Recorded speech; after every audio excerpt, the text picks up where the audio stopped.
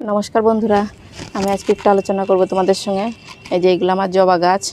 তো জবা গাছে আমাদের অনেক অনেক খাবারই তো সেরকম দিতে হয়, কিন্তু আর একটা খাবারও তোমরা যদি দিয়ে দিতে পারো, এটা ঠিক খাবার না, তবে গাছের জন্য খুব উপকারী। তো এটা দিলে তোমাদের বেশি খরচও করতে হবে না, অথচ আমরা ঘরোয়া উপায়ে সেই আয়রনযুক্ত সারটা আমরা দিয়ে দিতে পারি গাছের গোড়াতে। সেইটাও পরিমাণে খুব কম লাগে, কিন্তু গাছে একটু যদি থাকে, একটু মাঝে সাঝে তোমরা যদি দিয়ে দিতে পারো, তাহলে কি হবে, ফুলের কালার সুন্দর হবে। ফুলে যেমন পটাশিয়াম লাগে যে কোনো খাবারে, আমাদের পটাশিয়াম, ম্যাগনেসিয়াম, যে কোনো অনুখাদ্য মাঝে সাঝে দিতে হয়, কিন্তু আয়রন সারটাও একটু মাঝে সাঝে দিলে পরে সেটা বেশি ভালো হয়। তো যারা তোমরা বাজার থেকে কিনে নিয়ে আসো দোকান থেকে, তারা তো নিয়ে এসে দিতেই পারো, কিন্তু যারা অনেকের নতুন বাগানে আছে সেটা কিন্তু আমরা ঠিক জানিও না, আবার দিও না। কিন্তু আমি আজ আমার এত বছর ধরে আমি বাগান করছি, আয়রন সারটা আমি খুব একটা যে কিনে নিয়ে আসি তা না, আমার বাড়ির থেকেই এই যে প্রত্যেকটা বাড়িতে লোহার যে কোনো জিনিস থাকে। আমি যেমন পেরেক নিয়ে দেখাচ্ছি, লোহার যেমন আমি যে পেরেকগুলো দিয়ে দেখাচ্ছি, এইগুলো লোহার যে কোনো জিনিসের যদি তোমাদের হাতের কাছে থাকে, এই যে এইগুলো নিয়ে কি করতে হয়, তোমরা যদি একটু লোহার ছোট ছোট পেরেক আছে, বড় পেরেক আছে, তবে অনেক আমার প্রচুর পরিমাণে গাছ আছে, তার জন্য কি করি আমি টবের মাটিতে ঠিক দিয়ে রাখি না। তো তোমরা যদি মনে করো যে তোমাদেরও বাড়িতে 5-10টা গাছ আছে, টবের মাটিতে তোমরা পুঁতে রাখবা, সেটাতে করলেও হয়। তবে সেটা দিলে কি হবে, এই পেরেকটা যদি এর থেকে একটু বড় সাইজ হয় কিংবা তোমরা দিয়ে রাখছো, তবে সেটা খেয়াল রাখো। তার মানে টবের মাটিতে তো আমাদের দীর্ঘদিন এই এক টবে তো কিন্তু গাছ থাকে না, সেই মাটিটা আমরা কি করি, তুলে ফেলে দিয়ে আবার কাটাই ছাটাই করে আবার সেই মাটিটা রোদ্দুরে দিয়ে পরের বার আবার ব্যবহার করি।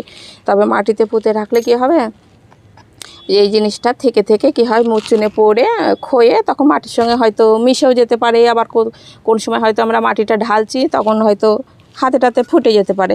তবে পেরেকটা যদি এর থেকে একটু বড় হয়, সে আমি তোমাদের দেখি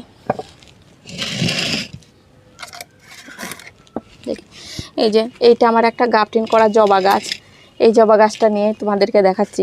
এটা আমি একটা গাছে 3টে কালারের গাফটিন করেছিলাম। এই যে কি সুন্দর ফুল ফুটেছে, 3টে কালার করেছি। এই যে এটা একটা থোকা, এটা গোলাপিটা, এটা ফোটেনি, এটা বেশ কয়েকদিন পরে ফুটবে। তো এই ধরনের একটা টবে যদি তোমরা নিতে চাও, এই একটা করে এইভাবে পেরেক পুঁতে রাখলে পরেই যথেষ্ট। তবে টবটা ছোট আছে, তো এটা 8 ইঞ্চি টব। একটা পেরেক যদি এইভাবে করে তোমরা পুঁতে রাখো, তবে খেয়াল রেখো যে পেরেকটা আমি এখানে পুঁতে রাখলাম, আবার যখন তোমরা মাটিটা ঢালবা পেরেকটা তুলে এইভাবে করে তুলে নিতে পারো। কিন্তু যদি 4-5টা, অনেক এর থেকে হয়তো সাইজটা একটু ছোট ছোট যদি পুঁতে রাখো, তাহলে কি হবে, জল মাটি খাবার দিতে দিতে এটা ঢুকে যেতে পারে, তখন হয়তো ক্ষয়ে ক্ষয়ে মাটির সঙ্গে মিশে যেতে পারে। এটা যদি তোমরা দিয়ে রাখতে পারো, তাহলে আয়রনের কাজটা কি করবে, এটা জল পড়বে, জলের যে মরচুনে ভাব আছে সেইটার থেকে কি করবে, এটা লোহার আয়রনটা সেটা মাটির সঙ্গে মিশে যায়। আর আমি কি করি, এই যে এই ধরনের একটা কৌটো নিই, যে কোনো কৌটো তোমরা নিতে পারো। এই ধরনের একটা কৌটো নিয়ে বেশ অনেক কটা লোহার যে কোনো জিনিস থাকে, লোহার হলেই হয়, লোহার বা টিনের নিয়ে আমি এর মধ্যে দিয়ে রাখি, যে সেই জলটায় তখন ঢেলে নিয়ে সেই জলটা ব্যবহার করি। আমি কিন্তু কোনো টবে এরকম পুঁতে রাখি না। তো তোমাদের বাড়িতে যদি 2-3টে গাছ থাকে, হয়তো তোমরা পুঁততে পারছো না, তবে এর থেকে বড় বড় সাইজ হলে পরে এতটা একটু বের করে রাখবা, তাহলে তোমাদের বোঝা যাবে যে এখানে একটা পেরেক পোঁতা আছে। এভাবে করে দিয়ে রাখতে পারো, তাহলে কি হবে, আমাদের টবের মাটিতে সেই আয়রনের খাবারটা সেটা ঠিকঠাকভাবে গাছটা নিয়ে মাটিটা ভালো রাখবে, আবার গাছটা আয়রনটা পেয়ে যাবে। আয়রন সারটাও কিন্তু সারের দোকানে কিনতে পাওয়া যায়, তবে বাড়িতে আমাদের ফুল গাছের জন্য এটাতেই যথেষ্ট।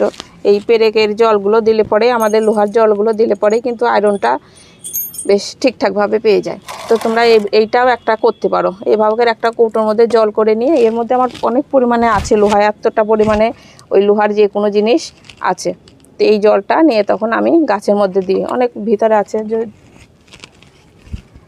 এইটা নিয়ে তখন তোমরা প্রত্যেকটা টবে তখন দিয়ে দিতে পারো। আজকেও প্রচণ্ড রোদ্দুর, তবে যখন দেখো যে খুব রোদ্দুর আছে, তখন তোমরা এটা দিয়ে দিতে পারো। আর যখন হয়তো দেখছো যে একবারে বর্ষা লেগে গেছে, বৃষ্টি হচ্ছে প্রচুর পরিমাণে, টবের মাটি স্যাঁতসেঁতে ভিজা আছে, তখন কিন্তু এই সব সারে দিও না। তখন বৃষ্টির সময় তো আমি কোনো কিছুই দিই না। এই যে এটা বের করা যাচ্ছে না, লোহার যে কোনো জিনিস তোমরা দিয়ে দিতে পারো এর মধ্যে। যেমন এই যে এই ধরনের, এইগুলো কিন্তু লোহারই, এইগুলো এই যে সব এর মধ্যে অনেকটা পরিমাণে আছে লোহার যে কোনো জিনিস চুবিয়ে রেখেছি। তখন এইটা কী করে আমি জলটা নিয়ে নিই, আবার পরের বার তখন এর মধ্যে আবার জল দিয়ে রাখি, তখন এইটার মধ্যেই দীর্ঘদিন আমাদের থেকে যায়। এই জলটা যেটা নিই সেটা আয়রনযুক্ত জল হয়ে যায়, সেটা নিয়ে তখন ওই যে প্রত্যেকটা টবের আমরা দিয়ে দিতে পারি। তো এটা দিলে পরে তোমাদের গাছ দেখো তোমরা খুব ভালো হবে। তবে এইটা যদি তোমরা মনে করো আমরা ভিজাবো না, তো এভাবে করে পুঁতেও রাখতে পারো, সেটা তো বলে দিলাম। তবে এটা ভিজায় রাখলে পরে সেই যে জলটা যদি তোমরা মাসে একবারও দাও তাহলেও কাজটা খুব ভালো করবে। যে কোনো খাবার, সব খাবারের সঙ্গে সঙ্গে আয়রনযুক্ত খাবারটাও যদি তোমরা দিয়ে দিতে পারো তাহলেও খুব ভালো হয়। আর যেটা গ্রাফটিং করা গাছ, তবে এই সময় সামনে আসছে আষাঢ় শ্রাবণ মাসেই তো এই গ্রাফটিং করলে পরে তোমাদের গাছগুলো খুব সুন্দর ভালো হয়। তবে এই সময় যদি নার্সারিতে তোমরা যাও, যে কোনো দেশি জবা যদি কিনতে পাও তোমরা, তো নিয়ে এসে বাড়িতে রাখতে পারো। যে সময় দেখছো যে টানা একেবারে 4-5 দিন ধরে বৃষ্টি হচ্ছে, তখন যদি তোমরা নিজেরাই বাড়িতে গ্রাফটিং করে নিতে পারো তাহলেও খুব সুন্দর, এরকম ভালো লাগে। আবার অনেকের ছাদ বাগান আছে, ছাদে সেরকম গাছ থাকে না, জায়গা থাকে না, তো তারা তোমরা কি করতে পারো, এক গাছেই হয়তো 3-4টে গ্রাফটিং করে নিলা, কি সুন্দর ফুল ফুটবে। তবে গ্রাফটিংয়ের ভিডিও তোমাদের আর একটা দেবো। গ্রাফটিংয়ের ভিডিও ছোট ছোট বিষয়ে কিছু আলোচনা আছে, সেইগুলো যদি তোমরা বাড়িতেই করতে পারো, কিচ্ছু লাগবে না, গ্রাফটিং টেপও লাগবে না, বাড়িতে যে পলিথিন প্লাস্টিকগুলো থাকে সেইগুলো দিয়েই তোমরা গ্রাফটিংটা করতে পারো, তাহলে তোমাদের খুব ভালো হবে, গ্রাফটিংটা বেশ সেট হয়ে যাবে বেশি ভালো। এই যে এই জবাটা দেখতে খুব ভালোই লাগে, আর প্রচুর পরিমাণে ফুল ফোটে, আর যত্ন পরিচর্যা খুবই কম লাগে। এই যে এটা ফুটে আছে, আর এইটা আমার লাল জবার গাছ। এই যে এই একটা দেশি জবার গাছ আছে, আজকেও প্রচণ্ড রোদ্দুর, তাও রোদ্দুরে ফুলগুলো নিচু টিচু হয়ে গেছে, তাও গাছে প্রচুর যেমন কুড়ি আছে সেমন ভরপুর ফুল আছে। তো এটা আমার বড় বালতিতে লাগানো আছে গাছটা, এটা তো এইভাবে করে তোমরা পরিচর্যা করলে তোমাদের গাছ খুব সুন্দর হবে। আর একটু এই সময় ভিতর দিকে দেখো, এই সময় যে ডালপালাগুলো, সে আমি প্রত্যেকটা ভিডিওতে বলি যে ভিতরকার ডালগুলো তোমরা একটু পরিষ্কার রেখো, এইভাবে করে পরিষ্কার রাখতে পারো। আর এই সময় মাঝে সাঝে এটা দিলা একবার, তারপরে আর তবে একটু গোবর সারটা যদি তোমরা ভিজিয়ে সেই জলটা দিতে পারো, তাহলে কি করবে, ম্যাগনেসিয়ামের কাজটা করবে। ম্যাগনেসিয়াম সালফেটের এর আগে তোমাদেরকে একটা বলেছিলাম যে ম্যাগনেসিয়াম সালফেট গাছের গোড়াতে দিলে পরে কি হয়, গাছের পাতা পুরো গাঢ় সবুজ করে। কিন্তু তার মধ্যেও তোমাদের কাছে হয়তো ম্যাগনেসিয়াম সালফেটটা তোমরা পাচ্ছ না, তবে বাড়িতে যদি যে কোনো গোবর সার ব্যবহার করো কিংবা ব্যবহার করো, ভার্মি কম্পোস্ট কিংবা গোবর সার কিংবা ঘুঁটো, ওইটা ভিজিয়ে রেখে সেই জলটা যদি দিতে পারো, ওই যে এখন এই সময় প্রচণ্ড গরম, তাহলে কি করবে, আমাদের টবের মাটি খুব ভালো করবে, আর গাছের পাতা পুরো গাঢ় সবুজ ভাব রাখবে। তো এইভাবে করে তোমরা পরিচর্যা করতে পারো। আর যখন অতিরিক্ত গরম, সেই সময় তোমরা রাসায়নিক সারটা একটু কম ব্যবহার করার চেষ্টা করো। যখন প্রচণ্ড গরম থাকে সেই সময় যদি তোমরা রাসায়নিক সার ব্যবহার করো, তাহলে কি হবে, পাতাগুলো বেশ পোড়া হয়ে যায়, জলা হয়ে যায়। আবার এই ফুলের এই সাইজগুলো না অতটা বেশি বড় হয় না, বেশ পোড়া হয়ে যায়, জলা হয়ে যায়। তো তোমরা জৈব সার দিয়ে বেশি গাছগুলো করার চেষ্টা করো। আর যখন দেখছো যে হয়তো একটু বৃষ্টি ভাব হচ্ছে, 2-3 দিন ধরে বৃষ্টি হচ্ছে কিংবা একটু ঠান্ডা ওয়েদার আছে, সেই সময় তোমরা তখন রাসায়নিক সারটা দিতে পারো। লাল পটাশটাও যদি না দিতে চাও, এই সময় যে সময় দেখবা যে তোমাদের গাছে এরকম ফুল আছে, সেই সময় যদি তোমরা 10-26 সারটা দিতে পারো মাসে একবার করে, তাহলে কি করবে, তোমাদের এই যে 26% যে এখন পটাশ আছে আর নাইট্রোজেন আছে, 10 ভাগ আছে নাইট্রোজেন, তো কি করবে, গাছটা সুন্দর করবে। গাছটা যেমন একটু সতেজ সুন্দর করে রাখবে, পাতা সবুজ ভাব থাকবে, আর এই ফুলের পরিমাণ, কড়ির পরিমাণ খুব বেশি হবে। ওই 10-26 সারটা তোমরা দিতে পারো। একটু লাল ধরনের হয়, যেমন মুসুর ডালের মতন হয়, একটু লাল ধরনের, সেইটা তোমরা নিয়ে এসে রাখতে পারো। ওটার কিন্তু দামটাও খুব একটা বেশি হয় না।